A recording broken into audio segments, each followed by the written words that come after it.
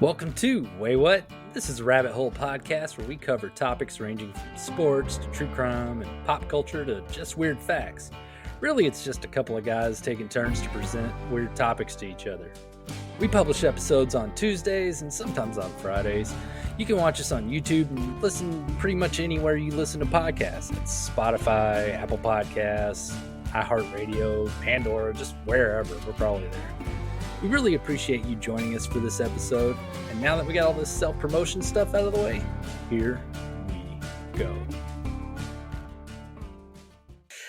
Hello, and welcome to another episode of Waywut. My name is Darrell. I am today's host, and here I am with the guy that keeps a functioning Teddy Ruxpin head, along with a nun outfit and a disturbingly discolored Pickle Rick action figure in his underwear drawer. Jason. Man, that's awfully specific. It's your shit, not mine. How'd you know? How'd you know about the Pickle Rick thing? I'll never tell. No. Teddy Ruxpin, that was a very advanced toy at the time. Yeah, it had a jaw that worked. Mm-hmm. Pretty freaky. Yeah, exactly. I know you. All right. So, with today, I would like to do a shameless rant. Shameless. Not Great the TV show. Oh, it's Not fantastic. The TV show. Not the TV show. Just more about like being shameless. All right. So, social media is ruining perverted behavior. It's ruining it. I'm not too much of a kink shamer. I mean, whatever works for you, as long as you have a willing partner, if that's necessary, and it's all nice and legal, then have fun. Unless you're playing that certain game. That certain game? Oh, that game. Yeah. No, don't play that game. Yeah. I mean, and I say not too much of a kink shamer because I'm sorry, that's just, there's just some things even I'm like, come on. Hey, whatever floats your boat. Yeah. But with that being said, people are far too open about their kinks nowadays. Okay. Even when they're not legal, they are putting that stuff all over like Twitter and stuff. It's like, really, really, really, really awful, gross things, I shouldn't know what people are into, but whenever you get like Twitter and Reddit, it's full of these kink communities that are loud and proud with their kinks. When did shame stop being part of the fun? Yeah. I mean, yeah. Peeking around the corner, everybody's looking before you sneak into that beaded curtain in the back of the video house. Yes. I mean, having your hidden, whatever it is that got you off was, keeping the secret was part of the whole thing, was part of the cool stuff. Yeah. Yeah. It's like, you didn't tell everybody you were wearing a thong. You just wore a thong. Because it felt good. Whatever. I mean, I wouldn't know. Not that I do. You know what I'm saying? Yeah. I don't know anything about that. No, okay. I mean, it made like Truth or Dare more fun. If somebody got drunk and then they talked too much. Oh yeah. Fuck the dares at that point. Yeah. You better pick truth. Yeah. Well, no, that's the thing. Even the truth thing would be that you could always laugh at your friend whenever he drunkenly confessed to like it when girls call him a stinky pig. Yeah.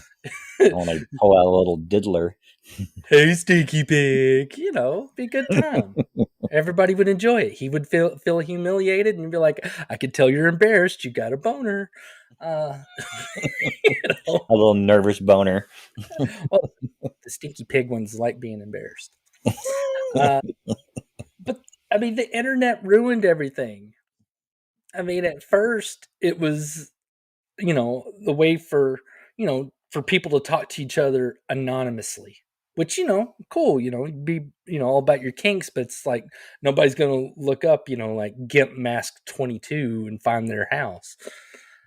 All the weirdos were able to get into their weirdo groups and talk about their weird fetishes without, the other teachers at their elementary school finding out that they like dressing up like various Jim Carrey characters whenever they have sex. Well, But we've all been there. I mean, it got to be a secret. Ace Ventura was a sex figure. But just like the rich and powerful, once you get what you think you want, it isn't enough anymore. So since regular people aren't rich enough to move on to an illegal, and move on and go to an illegal kink island, uh, instead they out themselves out in public. That's their big next jump. That's how the next getting off phase.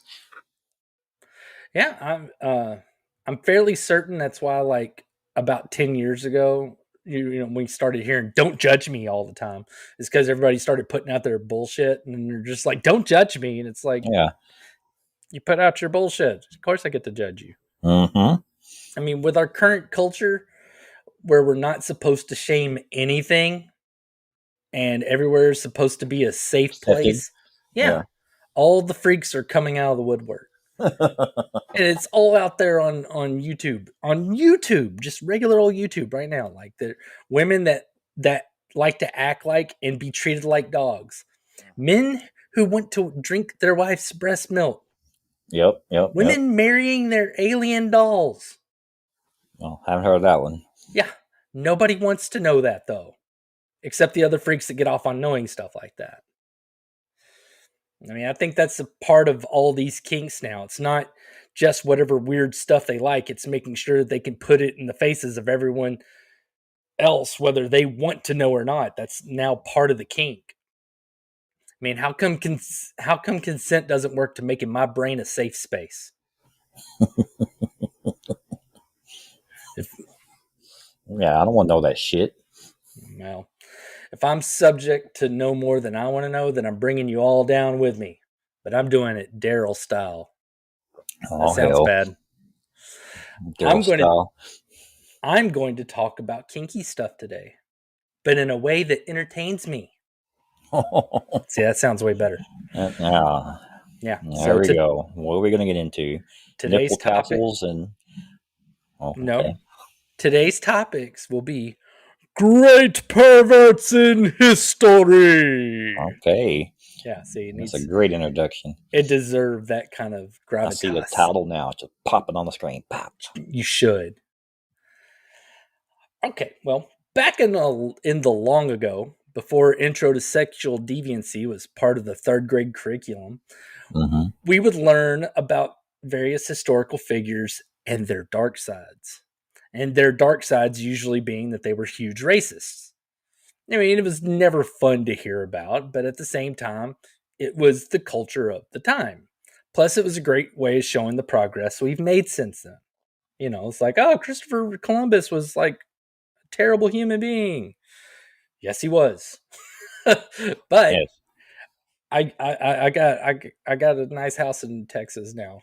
If he hadn't, like, kind of done all that, then I could be in some, like, gutter rat in London or something. So yeah, you never know. Yeah. However, historians are always doing research, and now instead of their research just gathering dust in some academic journal that only other history weirdos will read, we have the internet. Oh yeah. Yeah. Now we know that many of those racist people that molded our world into the very weird place it is today were also huge perverts. Yeah, I could see them being into some weird shit. Yeah. What else I got to do? Well, depends, but I'm going to start with the guy that inspired this episode for me. I just kind of randomly caught wind of this, and the thing that I heard didn't really paint him as a pervert, but come on, he's a pervert. All right. Nikolai Minovici is kind of an outlier whenever it comes to my whole list today, because his research was not inherently sexual. But with that being said, he was probably smart enough not to leave any diaries around because this dude absolutely had to be a freak. All right. The Romanian scientist was born in 1868 and Red obtained flag number his one. maybe, and He's awfully bendy. Yeah. he obtained his PhD in forensic science in 1898. He used that education to become a criminologist. He did things like study connections between tattooing and criminal behavior, which surprisingly for the time found no relation to tattoos and criminal behavior. Oh, Yeah, that would be odd. I know, because like back then it wasn't like everybody's all tatted up. Mm-hmm. He created one of the first emergency and ambulance services. He employed the homeless. He opened shelters for single women. And as cool as any of that is, none of that is what caught my attention. Of course not. No. What made you say, wait, what? He was very fascinated with the effects of hanging on the human body. Hanging? Hanging. Like hanging by your neck or just hanging by body part? Or Hanging by your neck. all right. If you're a scientist in the early 20th century and you want to study hanging, what might be the best way? Watching criminals hang. What he did is he fixed a pulley on his ceiling and put a non-contracting noose around his neck. Then he pulled as hard as he could. Oh. Yeah, he passed out after 6 seconds. And since he was the one pulling the rope. Wait, come on. I could do it for like at least 20. I mean. But since he did a non-constricting noose and all that, he was smart about it. And whenever he stopped pulling on the rope, once he fainted, he got loose and was able to breathe. Now, as most couples know, an experiment is something you try once.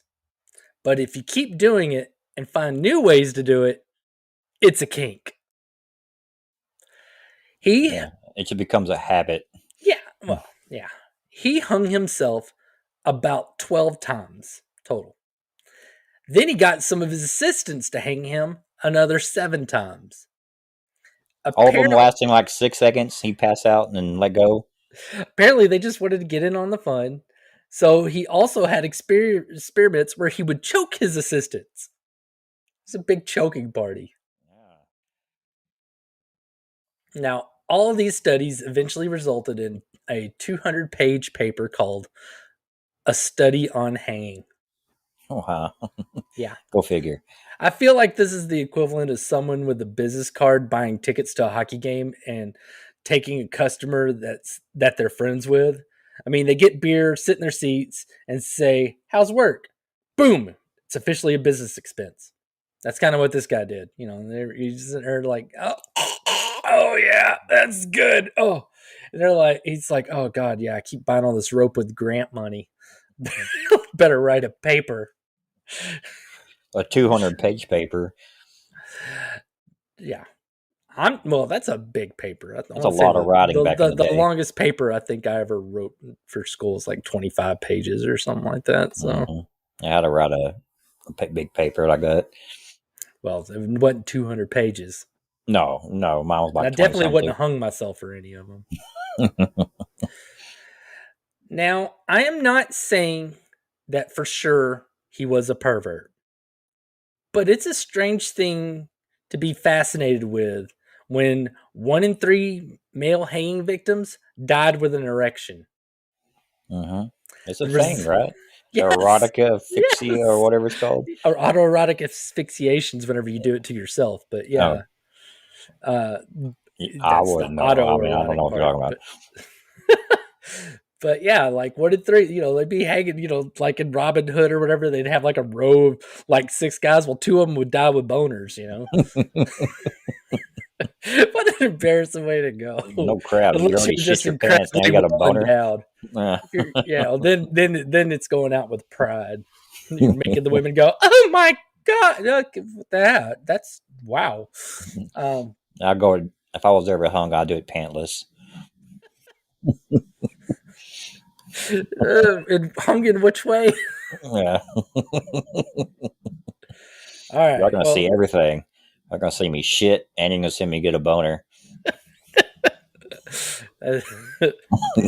everybody will be like, was it crapping himself or hanging that gave him that boner? You'll never know. Come dead. Now, the result of his studies was that hanging hurts your throat. No shit. Yeah. And it blurs your vision and other very, very obvious effects. Man, this guy's a genius. Oddly enough, in his paper, he never mentions the The boner. effects that happen, below the waistline. He don't talk about Mm-mm. the surprising willies. That's in a paper underneath his bed that he writes in every night. I think it's one of those things. It's plausible deniability.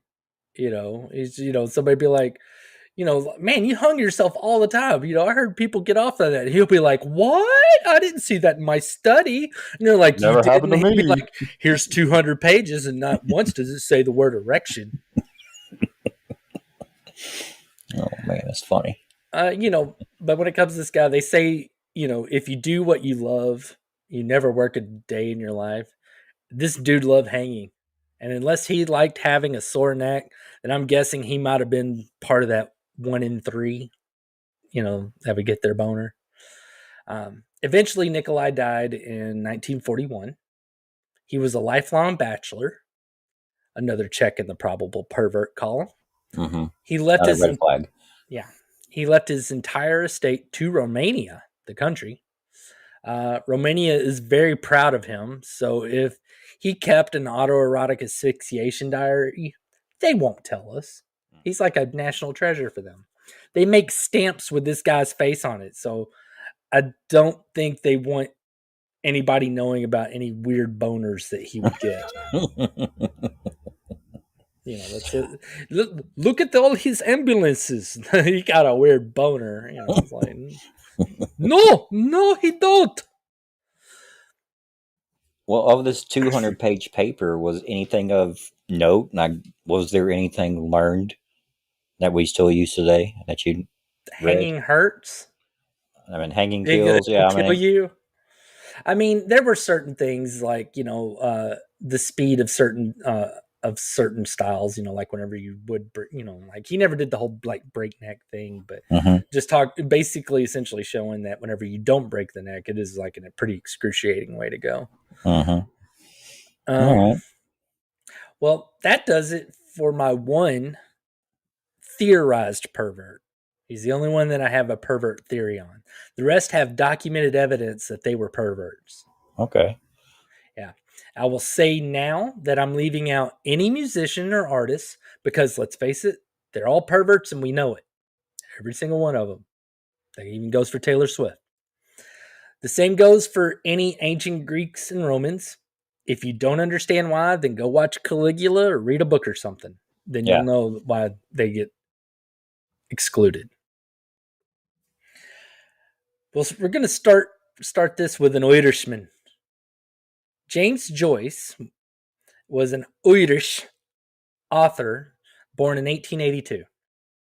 He was a modernist that was known for his uses of varying literary styles in his works. He was particularly known for his works that utilized streams of consciousness. So, whenever instead of it being like he did this or I did that, it's I am walking down the hall. I am seeing this. It is Talking in supposed to be third person. happening. Well, it's first person present, kind of. That's what Okay. stream of consciousness more or less is. Being a narrator of his own story. Well, I mean, not necessarily him, but I mean, whatever the story was about. I mean, you don't really come across a lot of that go for the stream of consciousness. Most things are written in the past tense Kind of because like it is Fight a Club, story how that's that being was told. written. I don't know. I never read the book. Do what? Oh, I'll talk about the movie. No, How they did the movie. I don't know. Was it a book? Oh, I think it was a book. It was a it was book. a book. Yeah. Okay. All right. His two most famous works was Ulysses and Finnegan's Wake. I'm not here to talk literature though. I'm here to talk about this guy's particular tastes. In letters to his lovers, he had a particular act that he absolutely loved. He loved farts. He wanted to fart on his lady's face. He wanted her to fart on his face. His letters also seemed to show that he enjoyed when a woman would fart while they were actually in the act of intimacy. Oh, come Yeah, on. Sicko. he liked to boff the farts out of a lady. But why do we want to hear me? I'm not a critically acclaimed writer. I'm just a, redneck guy in Texas. So I'm going to share some excerpts out of this guy's letters. Oh yeah. Now I'm going to leave out the really explicit bits because this dude, no, I would not be comfortable with that one. It's like, we'll blur your face or something. No, we don't know what you saying. My mom might start listening to this show again, so I want to be safe. We could put a warning in the beginning. No, I'm just not. Oh, all right. So here's the first excerpt. All right. I think I would know Nora's farts anywhere. I think I could pick hers out in a room full of farting women. It is a rather girlish noise, not like the wet, windy fart which I imagine fat wives have. It is sudden and dry and dirty, like what a bold girl would let off in fun in a school dormitory at night. I hope Nora will let off no end of her farts in my face so that I may know their smell also. Damn. Isn't that romantic? It's like he's describing wine. Oh yeah, no, it was. He's a true connoisseur. It is so much worse whenever you actually read the full excerpts. So the next one, I had to cut out a lot. Oh, because it was a letter to Nora.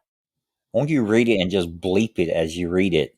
No, it's because even then I thought about that. I absolutely thought about that, but it is just too much. It is too much. What if you say the word banjo or something silly? No, it's still, because it's not just the word banjo that's the problem. It's everything around it. So just know that this whole excerpt here is about making his lady fart while they do it. Making her fart? Like, you better fart right now, or no, like he would F the farts out of her. He'd fuck the farts out of her. Oh, okay. Yeah, he really liked that whenever he pulled that one. So here we go. Fat, dirty farts came sputtering out your backside. You had an ass full of farts that night, darling. He goes on to describe. Is this their wedding vows? Yeah, he's not done yet. Here's a big chunk I had to cut out, so I replaced that with, he goes on describing them. Big fat fellows, long windy ones, quite little merry cracks, and a lot of tiny little naughty farties ending in a long gush from your hole.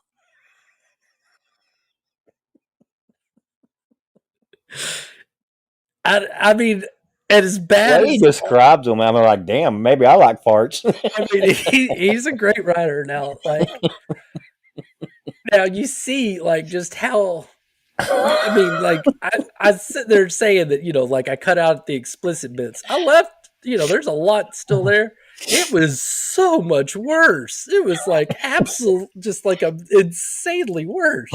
That's greatness. That is pure greatness. Yeah, there's nothing really else to say about this. So, there's plenty to say. You just choose not to say it. Yeah, but that'll do it for this great pervert in history. So, thank you, James Ass Blast Joyce. Now let's do someone more famous. We're gonna go with Charlie Chaplin. Oh. Yeah, I feel like this one is cheating since, you could close your eyes and point at a list of actors. In all likelihood, you would point at some sort of degenerate. It's like, eeny, meeny, money. Oh, yeah, he's a total perv.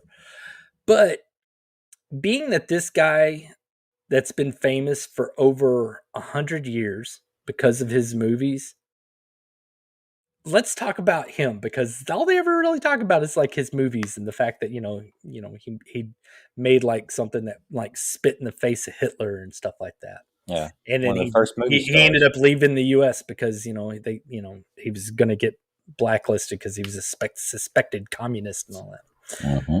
All right, but Charlie Chaplin wasn't that special. He did the usual gross ass Hollywood thing, the casting couch. Oh, Yeah, this is in like the 1920s, so it'd be like he was way ahead of his it'd be time. like, please sit upon my casting lounge. While I'll women get you in were the business. while women were auditioning, he'd hold up caption cards during the audition with increasingly suggestive acts and poses. Because remember, this is silent film. Like, he would not talk during their auditions. He'd hold up cards and they'd have to like mime things out and act them out. But of course, he kept doing pervy mime stuff. By the Staying end in of character. by the end of the audition, they would be naked or nearly naked. All right. However, Must be a good writer too. it did not stop there. He would have the naked or nearly naked actress sit on the couch with him, and then in an exaggerated fashion, as if in a silent movie, he would begin groping them. So I'd be all like, I'm just kidding. This is part of the process. Like, no. Mm-hmm. It's like, I'm not getting off on this. We're just trying to make Yeah, this is movies. fun. Yeah. This is funny. Yeah. Again, though, it didn't stop there. After he got all the squeezes he wanted, he'd have the naked lady stand against a wall and he would begin throwing pies at them. It's a whole new meaning for the word cream pie. Throughout all of this, he would never say a word, and if they cried out during any of this, they would fail the audition because they were unfit to mime. If you're like, oh, no, you made a noise, you're out, pick up your panties and go. Like, whatever. Wow. Yeah. That's a new one. I mean, this What wasn't kind his. of pies? I don't know. Pies. Is there a specific purpose? Nobody was ever like. I mean, I'm sure it was like cream pies of some sort, because if you're going to throw Like some chocolate, coconut, you got good pecan pie they go throw out every once in a while. You feeling naughty? What is wrong with you? I mean, now the audition things were not the only things. I mean, he was into orgies and underage girls, but for this great pervert in history, we're gonna leave Charlie I like pie Chaplin right here with his weird ass pie story. Yeah, he really likes pie. Yeah. Let's hop on back over to another author, but one that is, very well known. Hans Christian Andersen. He's the guy that wrote fairy tales like The Little Mermaid and The Ugly Duckling. Mm-hmm. He was also celibate. Darrell, what kind of pervert just doesn't do the deed? Well, a very particular kind of pervert never does the deed. I mean, and you'd be like, okay, but what kind of self-disrespecting pervert never has sex? A very dedicated one. That's what kind of pervert. Man.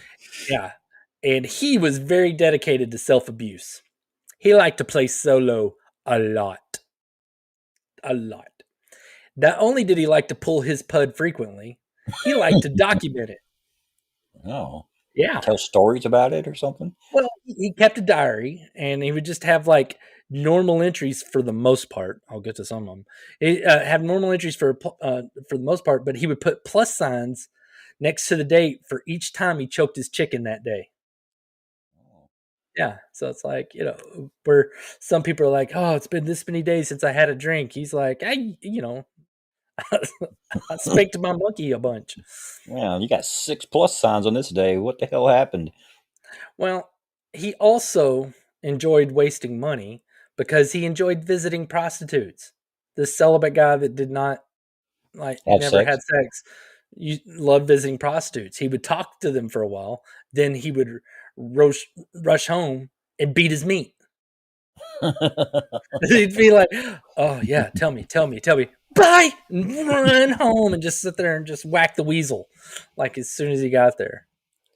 Did he have like a weird dick or something? I don't know. I mean, I don't think so. I mean, Maybe he didn't want nothing. anybody to see it. I Maybe don't it know. was like a duck's dick and it was all spiral or something. I don't know. I just can't stand the waste of money there. I mean, that's like buying a cheeseburger, smelling it, and throwing it in the trash, then rushing home to make something healthy to eat. Yeah, you might as well just call customer service and talk to him for a little bit. Yeah, well, back then they didn't have that. I mean, No, technically, he did the equivalent of that back then. But it doesn't stop there because it never ever does. no. He got one a little more. He enjoyed falling in love with people. And I'm not saying people because like I'm trying to be careful with like misgendering people. He loved both men and women. It was just important that whoever the person that he was in love with did not love him back. Yeah, he didn't want that. He would write these overly sappy love letters to whoever it was, knowing full well that they would reject him. He liked the chase. Well, He liked the game. once they rejected him, his diary would have like a whole bunch of new plus signs from him punching his clown. It's like, they told me no. Yeah. Now, myself being someone that's had a lot of issues with rejection in my younger years, I look at his desire to be rejected and I'm dumbfounded. He wasn't afraid of rejection. He conquered rejection and he made it his bitch. Yeah, You know, over and over and over again. yeah. I mean, now personally, I'd rather be afraid of rejection than, someone that's compelled to whip my willy when a lady tells me no. I mean, I don't know. That's just me. So there's another great perverts in history. So that is Hans Christian. I I love like to myself, beat my beat. Anderson. Yeah. All right. Yeah, we'll just move on from this weirdo now. Okay. I'm going to wrap this episode up with someone that is held in very high regard for his ability to create change with nonviolence. Mahatma Gandhi. Okay. Yep, that Gandhi, the little bald Indian guy that helped end British rule in India. Gandhi believed that sexual stimulation could stir up violence in a person's thoughts or behaviors. In 1906, he took a vow of celibacy at the age of 36. Of course, this was after his arranged marriage that he, been in since he was 13, and after he fathered, Did all the four fucking you children. wanted to. Yeah. Fathered 4 children after that. I couldn't find if it bothered his wife or not. So don't ask. I mean, she was very supportive of like all his stuff, so I'm imagining she was kind of cool with it, Not She's getting like, a D anymore. She was cool with. I guess so, or not getting his D. I mean, Oh, okay. there's no things about her sexual escapades. He also believed all Indian men should not get married, and if they did, they shouldn't have sex. He believed that sex was solely for procreation and should not be enjoyed. Yeah. But that's why there's a lot of Indian girl freaks out there. Are they? That was one thing I never checked off my checklist. No, I don't. It's not on my list. It was on my checklist, but I didn't get to it. You haven't marked that box. In order to adhere to his vow of celibacy, he felt it was necessary to test himself and his followers for 2 years following his wife's death in 1944. So once she was out of the picture, he thought he needed to test himself and his followers, but not all his followers. just the ladies. His test was putting himself in close contact with naked women. He would have women of all ages, and I mean all ages, sleep naked with him, bathe with him, and massage him while they were naked. But it gets better. One of the young women he felt necessary to test himself sleeping naked with was his grandniece. Yeah. And as a flex, also his grandnephew's 18-year-old wife. He's like, oh, Yeah, bring her grandnephew, to. I need to borrow that lady because we need to test ourselves to make sure that, we're strong. He wanted to make sure he could control himself to the extent that he would not even become aroused in these situations. Which, I'll be honest, nothing ever was for sure said if that was the case, but you will see. Not all of his followers were cool with this. Color me stunned. Shockingly. I Yeah, know. I'm whoa. like, oh my god. There are letters from that little 2-year stint asking him to stop that practice. One in particular saying that he would withdraw from his ashram if he did not stop doing those tests. I mean, if he didn't stop doing those tests, he was gonna withdraw. He was like one of his higher followers. The letter noted 2 different women that he used in his experiments that had a tendency to weep constantly and are stressed until to the point that they were ill. Damn. Yeah. Both letters scolded Gandhi for using those women for his experiments without any concern for them or their well-being. Dude writing the letter was furious about women being treated as objects, which I was impressed. I mean, this was like the 1940s. This is like whenever, the height of when women were objects. Yeah. It's like, Stay in the kitchen. Yeah. I mean, one source said that Gandhi did give up the test after 2 years, but another said that he did continue to share his bed with both his grandnieces until his death. Just That's weird. yucky. Yeah. So, that is the final great pervert in history. That is Mahatma, check if I'm hard, Gandhi. I'm not. Trust me. Feel. Yeah, that's not hard. You don't believe me? Look This at is it. just this is no. Well, it wasn't hard until you looked at it. God. Until you touched it. God. Now, I feel like I learned something with this episode.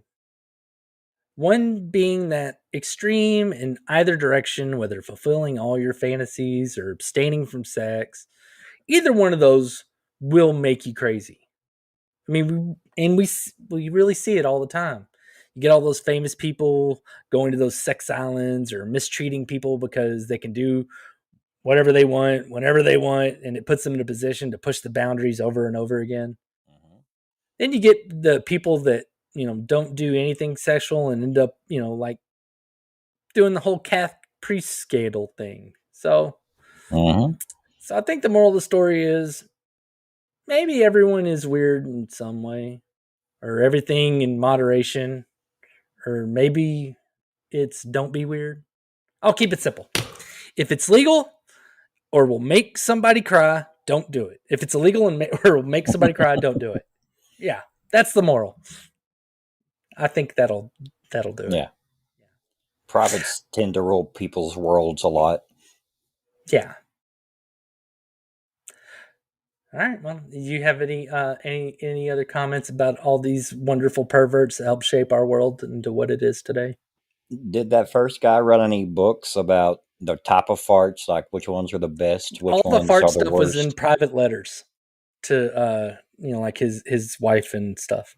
Not like a top 10 list of the best farts to smell, the ones to stay away Just how from. much he loved farts.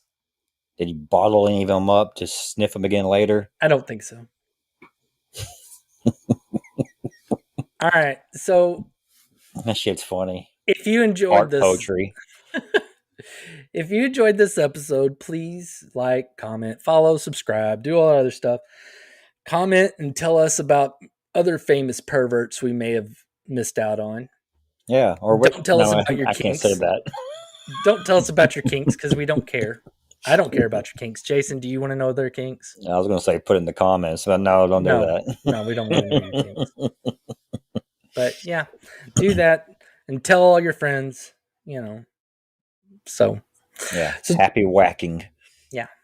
Join us next time.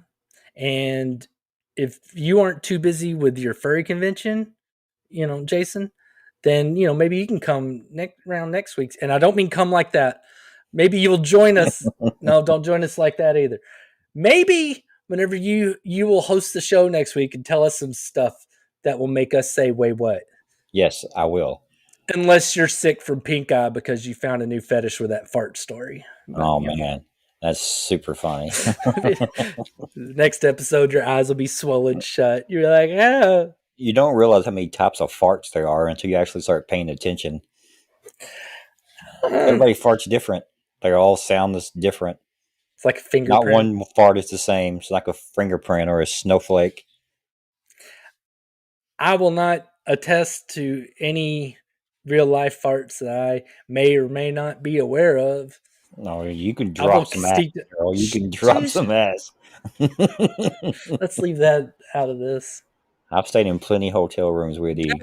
No, enough of this. All right, bye. Later.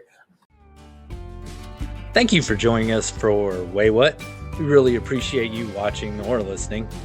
Please subscribe or follow us on your favorite platform to catch our latest episodes that we publish on Tuesdays and sometimes on Fridays. We'd love to hear from you, whether it's rating us on Spotify or Apple Podcasts, commenting on our videos or just a podcast episode, or following us and hitting us up on TikTok, Facebook, or X. You can find us there with our handle, Waywut Podcasts. That's WAYWUT Podcast. And that will do it for this episode. Join us next time and we'll make you say, wait, what?